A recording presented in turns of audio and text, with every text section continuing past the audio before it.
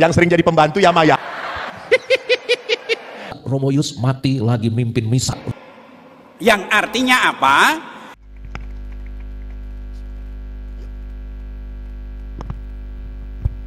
Terima kasih Romo Eko, mari tepuk tangan lagi untuk Romo Eko. Jalan-jalan ke Webelo. Bagus, cakep. Sambil berdoa suci Rosario. Cakep. Jangan hanya action di FB Pro. Cakep. Mari dukung dan doakan Romo Eko. Thank you. Karena Eko itu engkaulah keluarga Oepoi. Oepoi itu istana Keuskupan Agung Kupang. Terima kasih, Romo Eko, Mater. ya. Jalan-jalan ke Wenlasi, ketemu Romo Yonas Kamlasi. Beta sonde berbahasa basi dalam Kristus katong serasi. Romo Eko berseri-seri karena ia suka memberi. Kalau dia son memberi, bepung hati rasa ngeri. Sebentar saya dapat tadi ada Romo Eko. Kita persembahan karena suka memberi. Mari kita memberi persembahan kita kepada paduan suara dari orang muda Katolik Santo Antonius Padua Kelapa Lima, kami persilakan.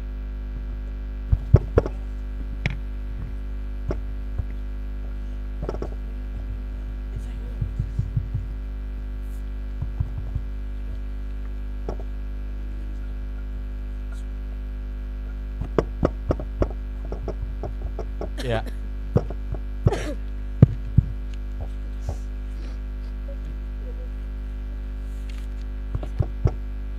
Romo Eko silakan minum. Ya, mari.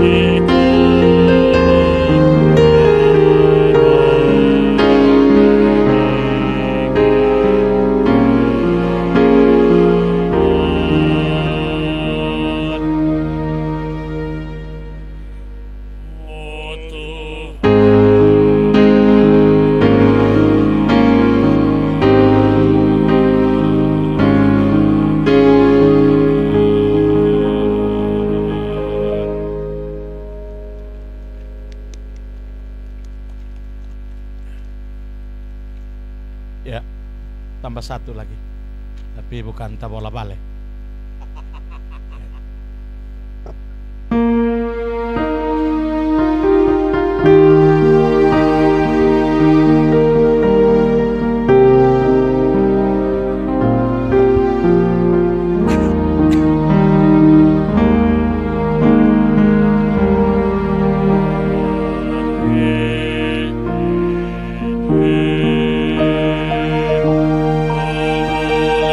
Again.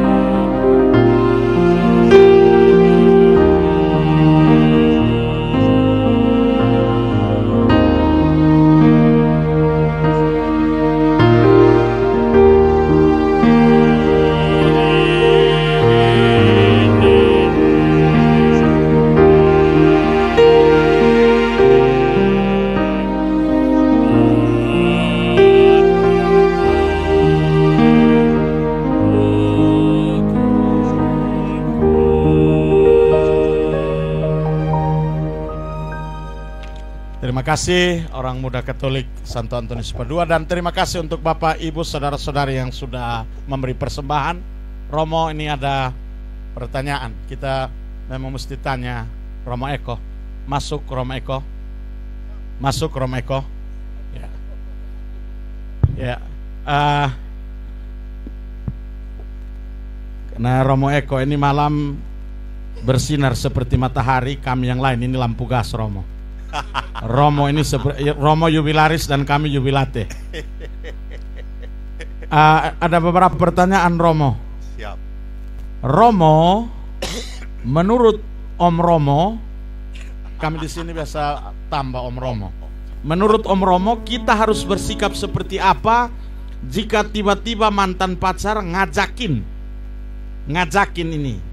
Ini pasti yang tanya orang Jawa nih yang. Kalau orang Flores apa? Orang Kupang dibilang minta ketemu. Minta maaf, saya punya HP ini.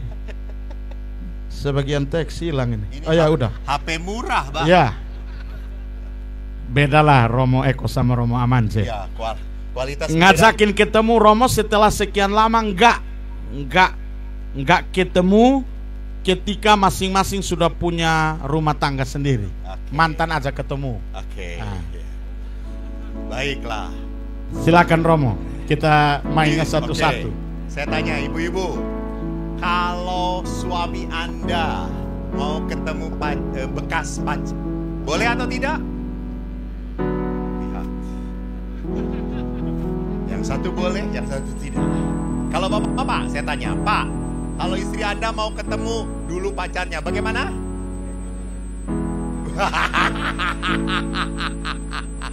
Boleh dan tidak boleh. Ya betul. Perhatikan, Bapak Ibu, jangan, doa Bapak kami jelas, jangan masukkan saya dalam pencobaan, karena saya bisa masuk sendiri. Ini yang sering masuk ke dalam pencobaan. Dia selalu coba-coba. Lihat wajahnya, saudara-saudara. Jangan pernah coba-coba. Jangan pernah coba-coba Anda tawar-menawar dengan si jahat. Saya tidak mengatakan pacar Anda jahat. Kenapa? Karena dia sudah punya pasangan. Anda pun demikian.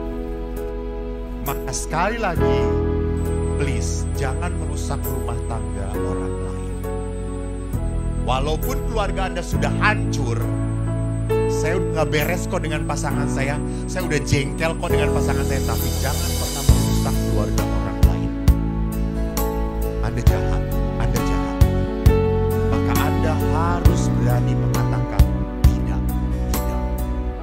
Kamu sudah punya keluarga, saya pun demikian.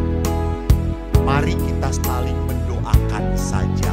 Kamu berdoa di rumahmu, saya berdoa di rumahmu.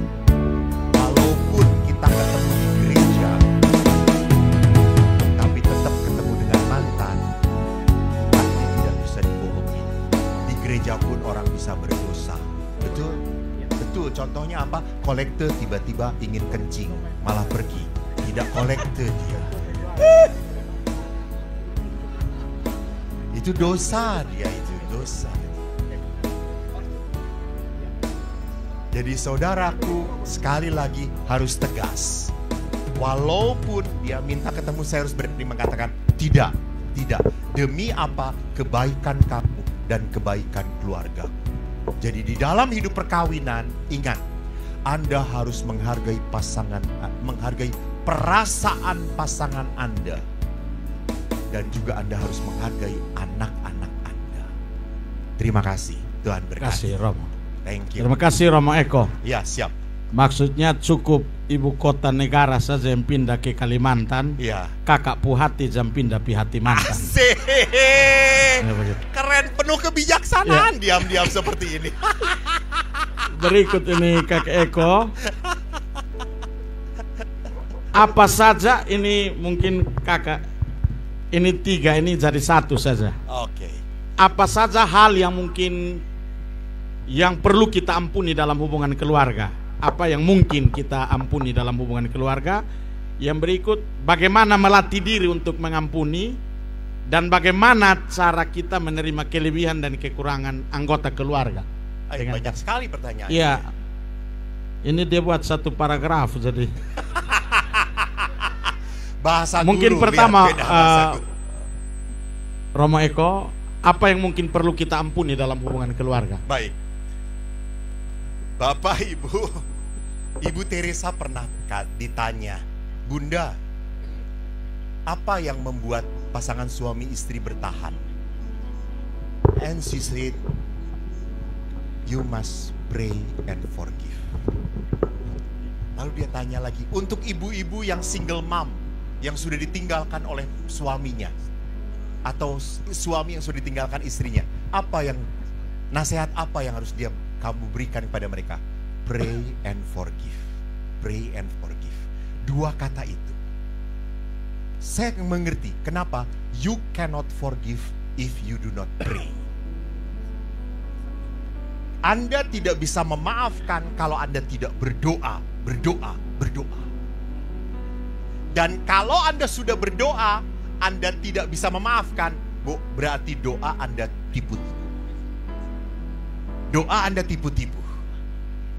Karena pada saat Anda berdoa, Allah menuntut Anda memaafkan. Allah menuntut Anda harus bisa memaafkan. Maka kalau pertanyaannya bagaimana saya bisa memaafkan, ingat, Ibu Teresa berkata juga, to forgive is not to forget. Memaafkan itu bukan melupakan. Tidak bisa kita lupa sakit hati kita. Tidak bisa kita lupa dengan kekecewaan kita. Tidak bisa kita lupa dengan kemarahan. Tidak bisa. But to forgive is to love again.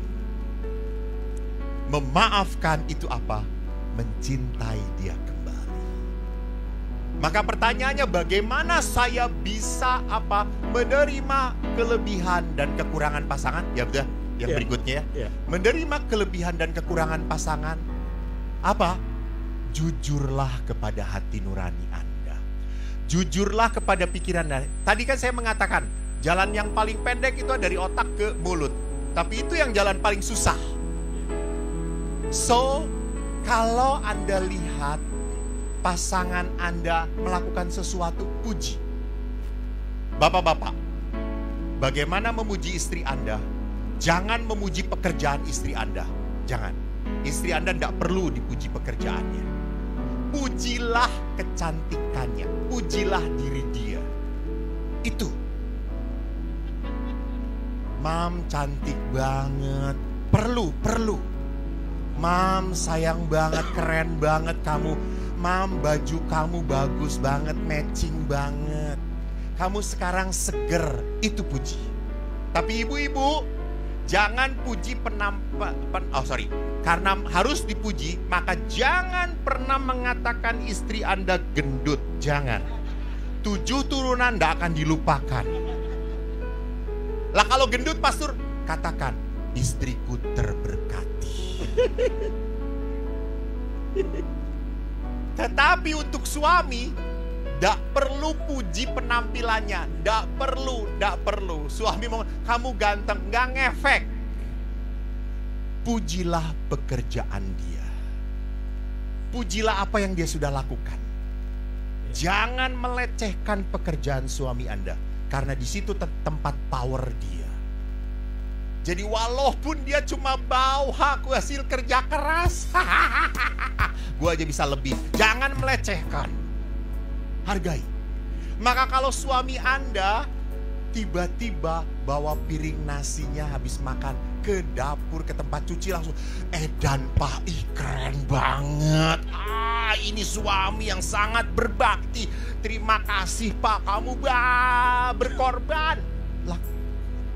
Hormati apa yang dia lakukan, sekecil apapun.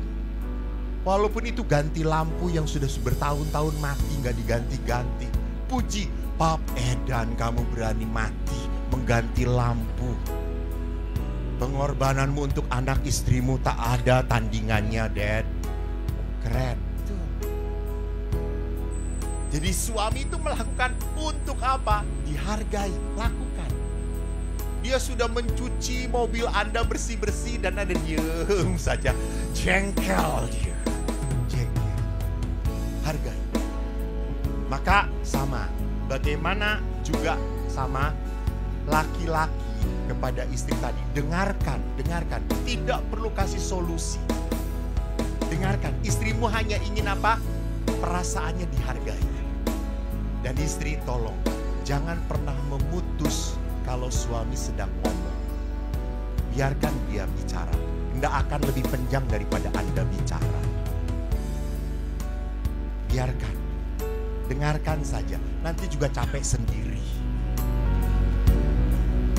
Dan para istri, jangan pernah menceritakan kelemahan pasangan kepada istri-istri lain. Suamiku tuh ya kayak gini, sama suamiku juga. Itu menghancurkan martabat suami. Menghancurkan martabat suami.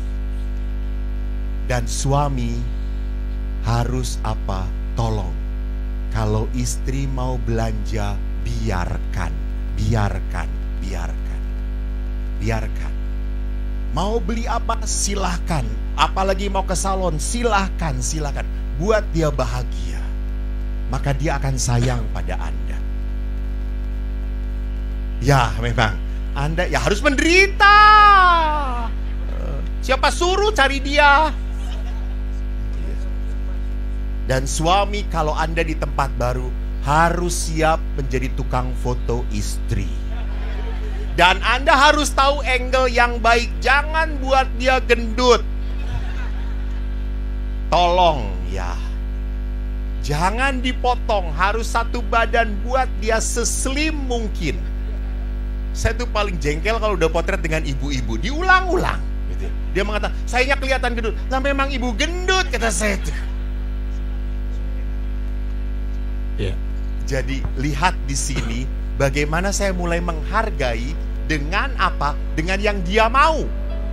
Dengan yang dia harapkan, bukan dengan yang saya bisa. Beri apa yang dia harapkan, bukan seperti yang saya bayangkan. Pasti dia bahagia. Tidak mungkin. Anda harus tanya, gimana saya bisa membahagiakan kamu? Apa yang kamu butuhkan? Terima kasih. Yeah. Thank you. Bagaimana melatih diri untuk lebih mudah mengampuni, latih diri untuk mengampuni. Melatih diri. Iya, latih diri untuk mengampuni. Masih ada 7 pertanyaan lagi, Rob. Hai. Dan ini baterai aku juga sudah mulai mulai low. Dia punya HP 5 kali sehari di charge. Beda antara guru dan yang terkenal. Tolong amplopnya tambahin. Bagaimana melatih diri supaya bisa mengampuni kelemahan pasangan? Bapak Ibu ingat, kalau di sini kan banyak seminaris, bekas seminari. Kita belajar mati raga. Ya, sejak dulu itu kita belajar mati raga. Mati raga itu artinya apa? Kita melakukan seperti melawan apa yang keinginan kita. Apa disebutnya dalam bahasa Latin? Agere contra. Agere contra. Jadi agere kontra tuh saya maunya tidak menyapa pasanganku. Justru saya sapa. Saya tidak mau senyum kepada pasangan, justru saya senyum kepada pasangan. Itu melawan batin saya. Saya tidak mau melayani suami saya, justru saya melayani suami saya. Saya tidak mau mendengarkan istri saya, justru saya taruh handphone. Mam, ayo ngomong. Kamu mau ngomong apa aja? Sudah siap saya. Sebatin saya sudah siap. Saya tadi udah rosario 3 kali. Bahkan jalan salib. Jadi saya sekarang sudah siap disalibkan. Mendengarkan kamu. Itu. Lakukan mati raga. Mati raga bukan hanya keutamaan untuk para rohaniwan. Tidak. Kita pun diajar, ingat, hendaklah engkau sempurna sama seperti Bapamu sempurna adanya. Itu pesan Yesus untuk kita, bukan hanya untuk para rohaniwan. Kita dituntut sempurna. Terima kasih. Ya. Romo, bagaimana membangun komunikasi yang lebih terbuka dan jujur antara anggota keluarga? Bagaimana membangun komunikasi yang lebih terbuka dan jujur? Oke. kejujuran itu seringkali menyakitkan. Ya, coba Anda pernah nggak ngomong Anda punya mantan berapa kepada pasangan Anda? Anda bisa dipenggal. Betul.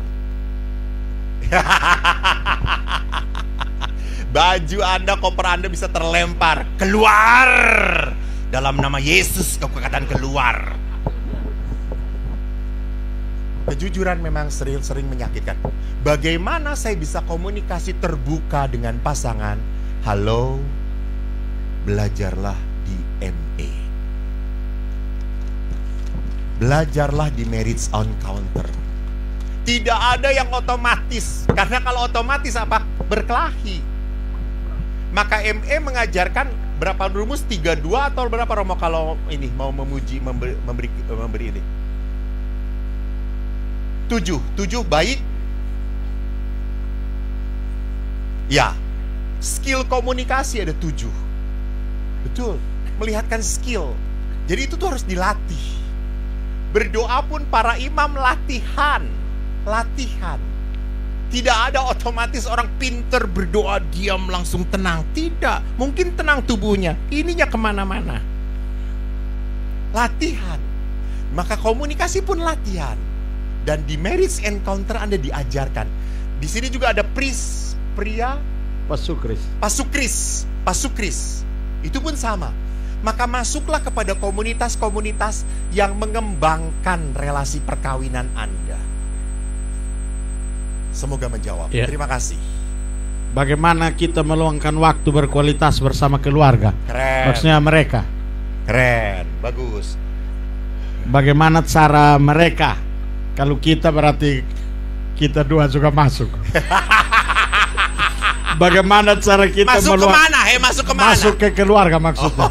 Mereka maksudnya Bapak Ibu keluarga ini. Ya. Bagaimana Bapak Ibu ini meluangkan waktu berkualitas, quality time sebagai keluarga di tengah kesibukan? Kalau sekarang ditanyakan kepada Romo, apa yang harus bisa jawab? Iya. Kita balik toh. Tidak usah terlalu sibuk toh. Karena kita pun orang ini kalau dia sudah baru bilang sibuk, saya bilang saya sibuk sekali. Terus dia mesti punya waktu untuk keluarga. Jadi selalu harus meluangkan waktu bertemu dengan Bunda Maria, berlutut di bawah salib dan berdoa. Ya, selalu harus melatih itu, disiplin untuk selalu setia. Ini pertanyaan mereka ketemu pasangan atau ketemu Bunda Maria? Ya, maksudnya waktu bersama dengan quality time. Dengan siapa? Termasuk di dalamnya doa bersama Bunda Maria. Betul. Tepuk tangan untuk Romo Ahmad. Betul. Artinya apa? Dalam quality saya harus sacrifice. Maka ingat, waktu Prapaskah dianjurkan oleh Bapak Paus untuk puasa handphone, pantang handphone. Ingat nggak? Ada pantang handphone. Taruh handphone, letakkan. Pada saat Anda makan, letakkan handphone, masukkan. Yang ambil harus didenda, kasih 500.000. Denda 50.000, denda. Siapa yang pas makan ambil handphone, denda 50.000 atau 100.000. Buat disiplin. Saya pernah punya teman di seminari. Lalu teman ini hidup di jalan yang benar dan dia menikah. Kami masih tersesat. Apalagi ini tersesat banget. Lalu dia menikah, dia ditinggal di Semarang. Saat saya ke Semarang, dia telepon saya, "Pastor, ada di Semarang ya?" "Ya." "Datanglah ke rumah." "Oke, jam 12 saya bisa datang." "Baik." Jam 12 siang. Karena saya sudah selesai pertemuannya, saya lebih awal. Saya dengar di keluarga itu ada ketawa-ketawa. Aduh, keren. Itu yang kata Bapak Paus. "Pastor, waktu Bapak Paus datang, pergi nggak ke GBK?" Enggak, miskin, beda.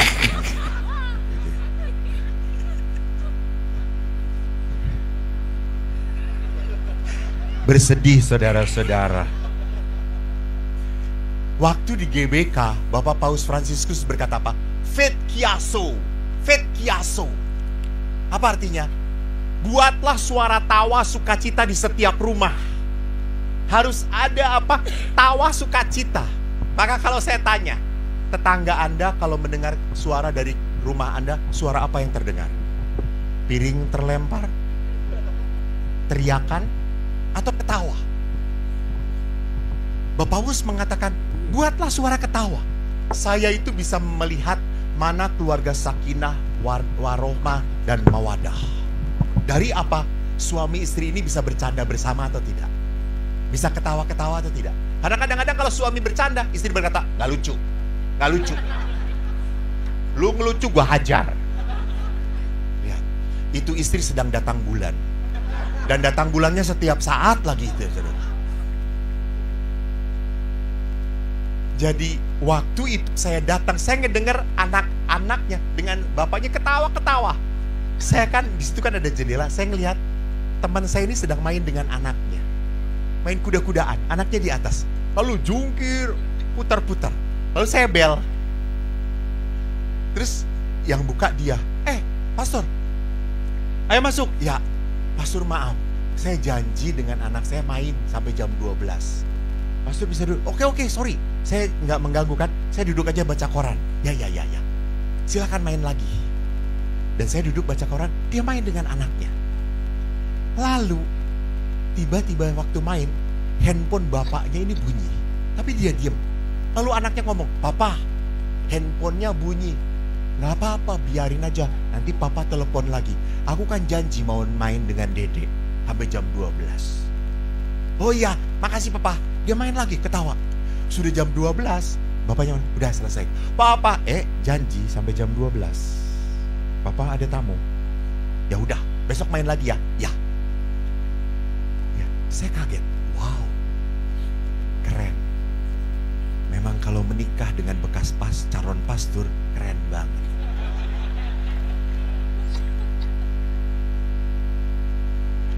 Lihat, dia mengerti bahwa saya harus memprioritaskan.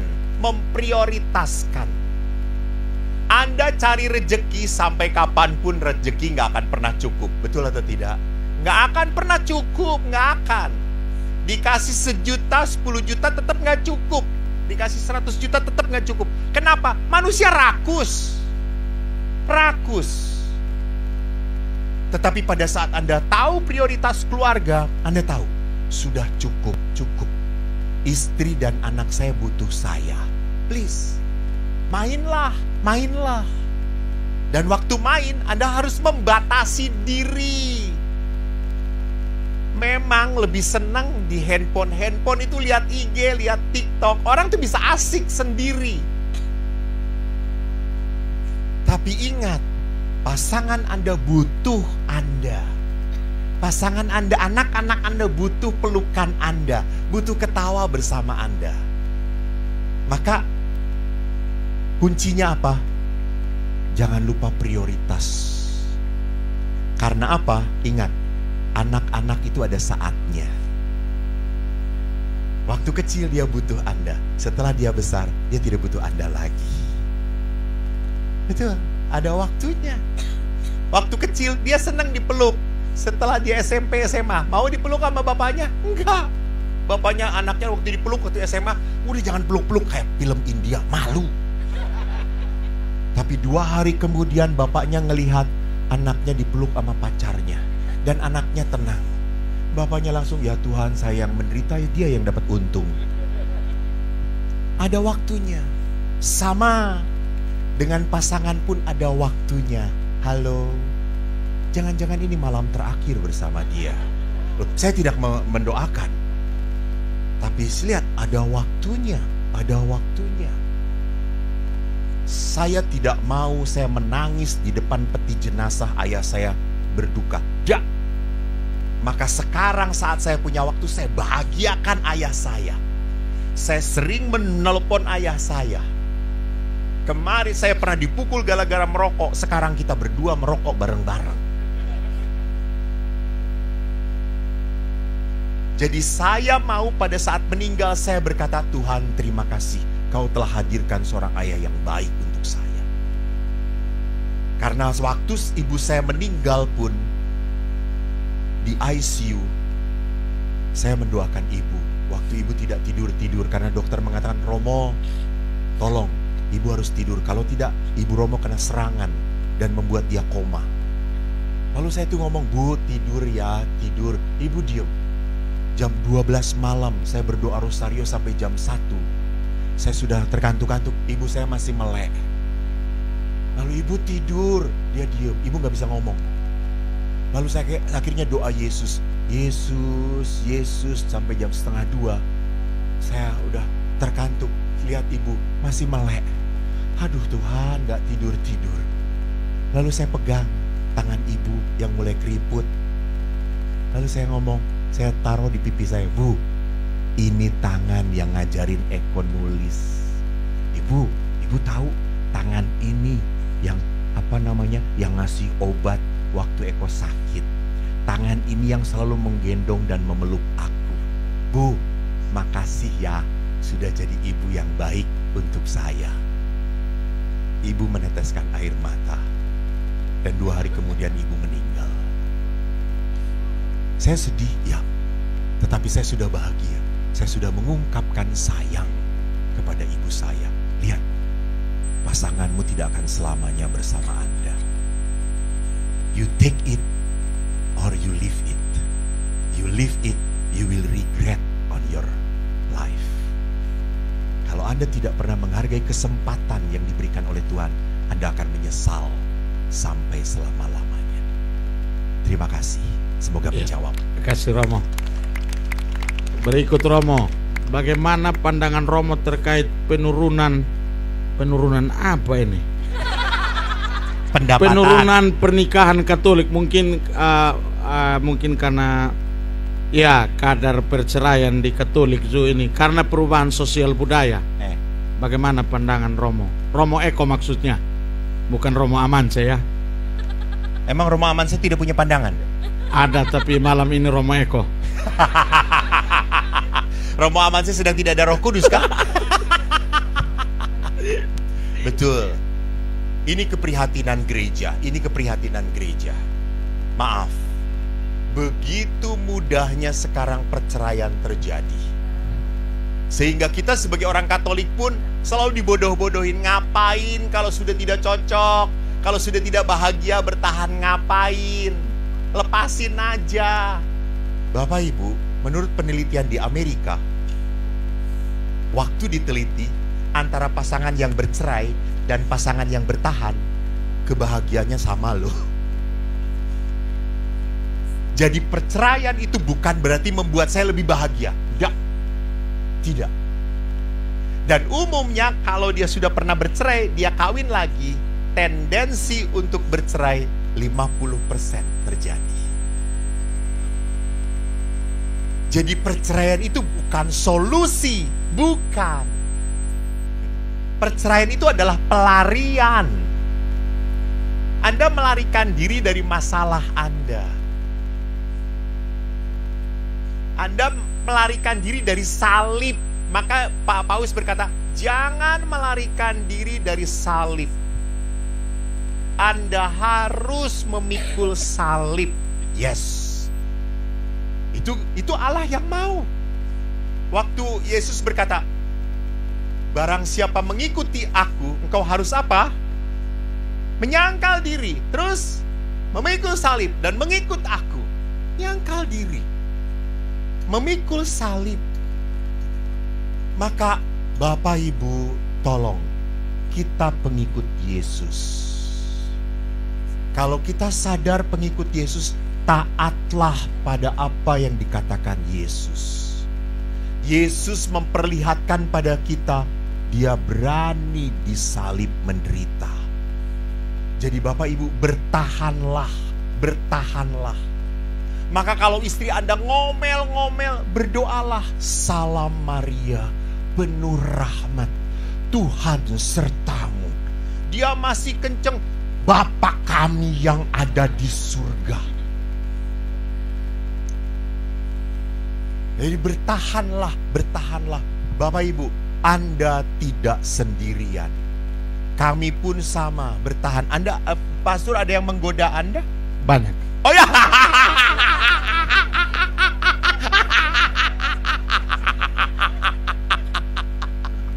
Oh, ya. Saya tidak percaya, saudara-saudara. Yang menggoda bapak-bapak.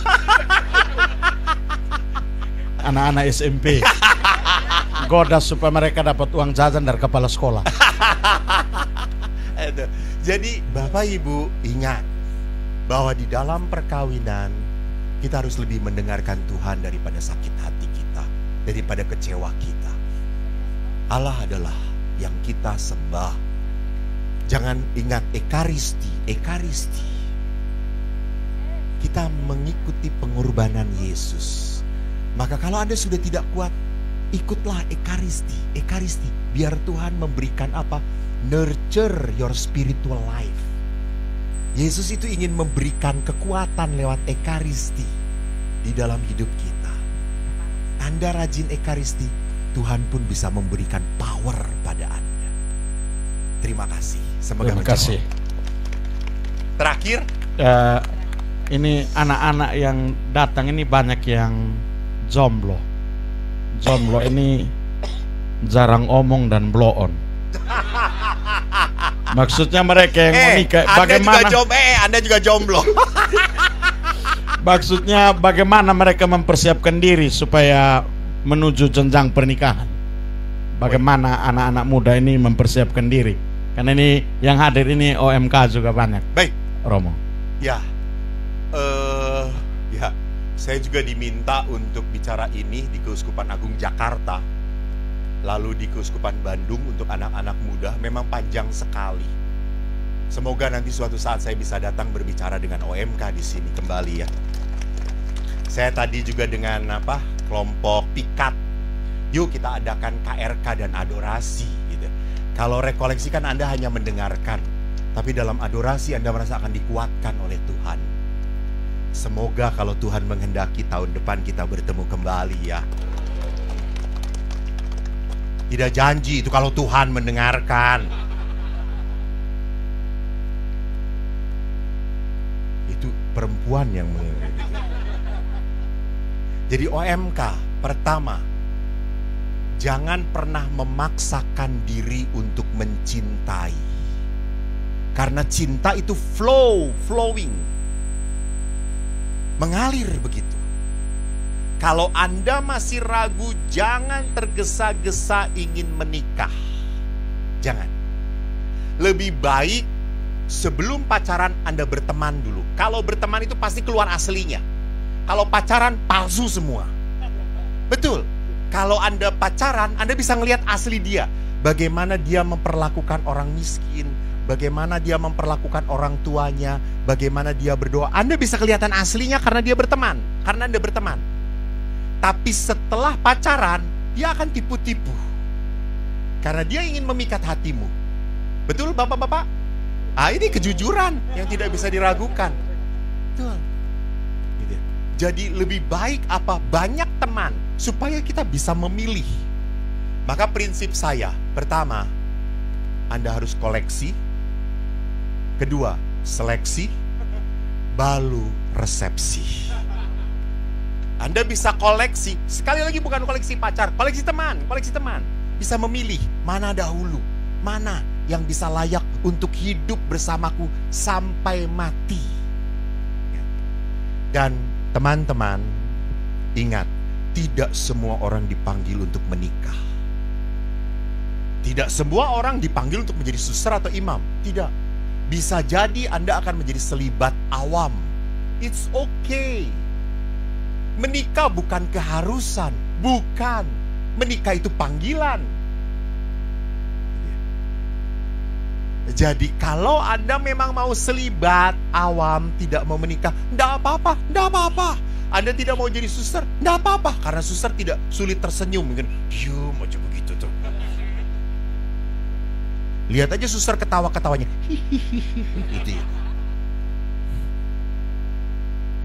Lalu Anda ingin menjadi selibat. Oke, tetapi Anda harus punya makna dalam hidup Anda.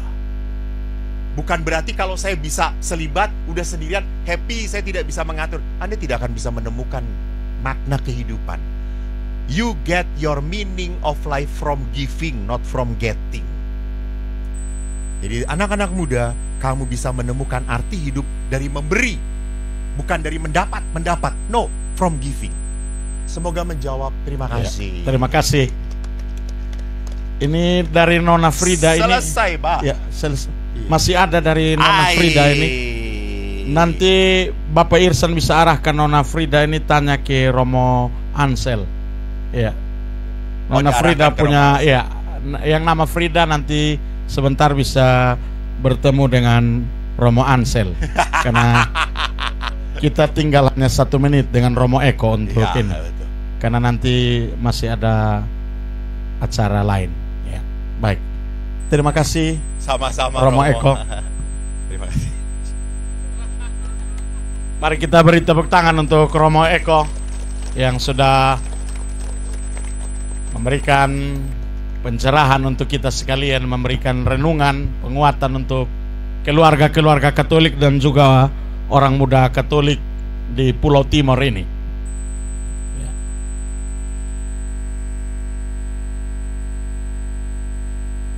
Saya undang keluarga besar Marriage and Encounter Keuskupan Agung Kupang. Kita akan bersama Romo Eko di depan.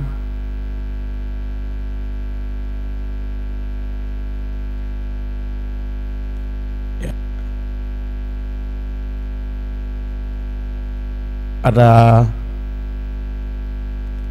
sabar, saya salah. Doa penutup dan berkat oleh Romo Eko. Sekarang. Ya, sekarang Romo, bukan besok ya.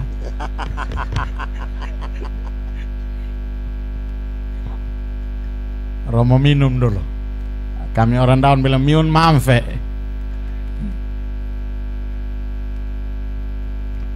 Bapak Ibu yang terkasih, para Romo, para suster, terima kasih banyak saya boleh berbagi di tempat ini. Semoga apa yang saya sharingkan menjadi bahan refleksi, bahan renungan bagi Anda dan mengembangkan hidup perkawinan Anda. Malam ini saya ingin mendoakan Anda di dalam keluarga Anda. Maka mari kita mau berdiri atau duduk? Berdiri silahkan, boleh. Bapak Ibu, sebelum doa berkat, saya ingin mengajak Anda untuk sejenak merasakan, merenungkan perkawinan hidup Anda masing-masing. Mari kita hening di dalam diri kita. Kita sadari hidup perkawinanmu anugerah Tuhan, tapi seringkali menjadi musibah dalam hidup Anda.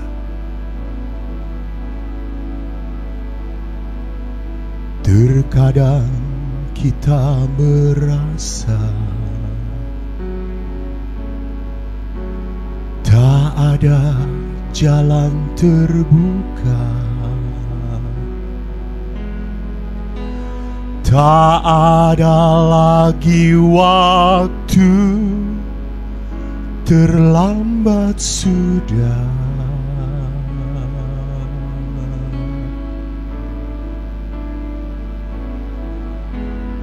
Tuhan tak. Saudara-saudara, mungkin selama ini Anda merasa bahwa Anda adalah orang teraniaya, orang yang penuh kesakitan, penuh kecewa. Anda mungkin merasa bahwa Tuhan tidak pernah peduli padaku. Aku berdoa dan berdoa, namun Tuhan tak pernah mengabulkan doaku. Aku sudah lelah, aku sudah capek. Bahkan kadang aku tidak percaya lagi pada Tuhan. Tuhan, kemana Engkau? Sehingga hanya kecewa demi kecewa yang aku harus telan. Mungkin Anda begitu sedih.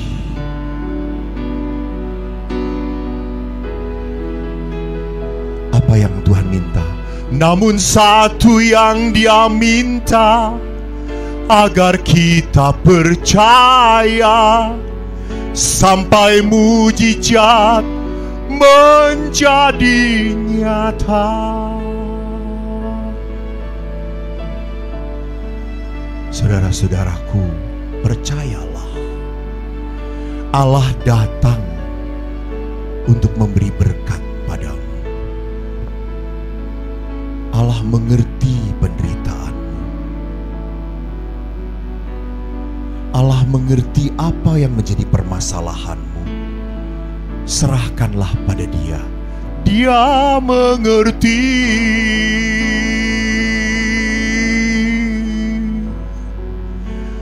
Dia mengerti. Dia peduli. Persoalan yang kita alami, Dia mengerti, Dia peduli. Persoalan yang kita alami bersama-sama saudara-saudara. Namun satu yang Dia minta, agar kita percaya sampai mujizat menjadinya. Sekali lagi katakan, namun satu hal yang Dia minta. Tuhan,